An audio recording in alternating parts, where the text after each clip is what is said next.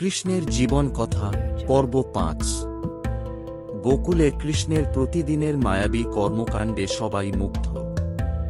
তার খেলার সঙ্গীরা তাকে খুব ভালোবাসত এবং তার মা যশোদা তাকে নিয়ে গর্বিত ছিলেন। তবে কৃষ্ণের জীবনযাত্রা সাধারণ শিশুদের মতো ছিল না, তার প্রতিটি কাজে ছিল অলৌকিক শক্তির পরিচয়। গোকুলের দৈত্য দ্বিবিধা। একদিন গোকুলের মাঠে গরু চড়াতে গিয়ে কৃষ্ণের বন্ধুরা একটি বট এবং পুরনো গাছের কাছে খেলতে শুরু করল।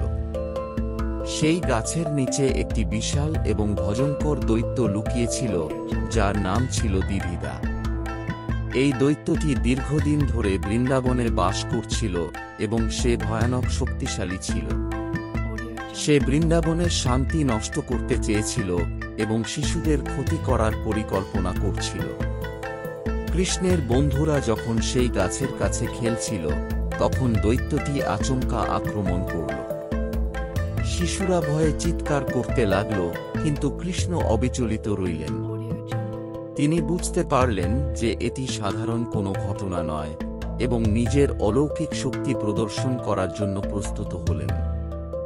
দ্বিবিধা দৈত্যটি কৃষ্ণকে আক্রমণ করতে আসলে কৃষ্ণ তাঁর বাঁশি ফুঁ দিলেন। সেই বাঁশির সুর দৈত্যের ওপর প্রভাব ফেলল এবং দৈত্যটি থেমে গেল।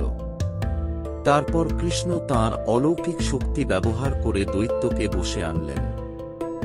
দৈত্যটি বুঝতে পারল যে কৃষ্ণ সাধারণ কোনো শিশু নয়, তিনি স্বয়ং ঈশ্বরের অবতার। কৃষ্ণ দৈত্যকে সেখান থেকে বিদায় করলেন এবং গোকুলবাসীদের শান্তি ফিরিয়ে দিলেন। যশোদার সন্দেহ এবং বিশ্বরূপ দর্শন।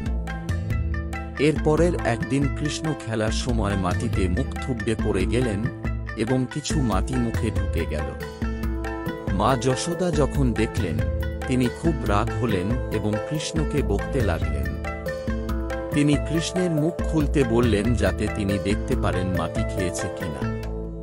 কৃষ্ণ যখন মুখ খুললেন, যশোদা ভিতরে কৃষ্ণের সম্পূর্ণ বিশ্বরূপ দেখতে পেলেন। সেখানে ছিল পৃথিবী, আকাশ, গ্রহ, নক্ষত্র এবং পুরো সৃষ্টির ধারণা। মা যশোদা এই অলৌকিক দৃশ্য দেখে হতবাক হয়ে গেলেন। তিনি বুঝতে পারলেন তাঁর সন্তান কোনো সাধারণ শিশু নয়, তিনি স্বয়ং ঈশ্বরের অবতার। এই ঘটনার পর যশোদার কৃষ্ণের প্রতি ভালোবাসা আরও গভীর হয়ে গেল এবং তিনি তাকে আগের চেয়েও বেশি স্নেহ করতে লাগলেন।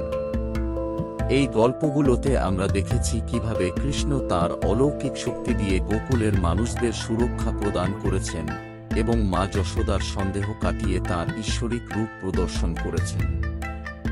যদি এই ভিডিওটি ভালো লেগে থাকে, তাহলে অবশ্যই আমাদের চ্যানেলটি সাবস্ক্রাইব করুন, ভিডিওটি লাইক করুন এবং আপনার বন্ধুদের সাথে শেয়ার করুন। আপনাদের সমর্থন আমাদের আরও এমন চমৎকার গল্প তুলে ধরতে উৎসাহিত করবে।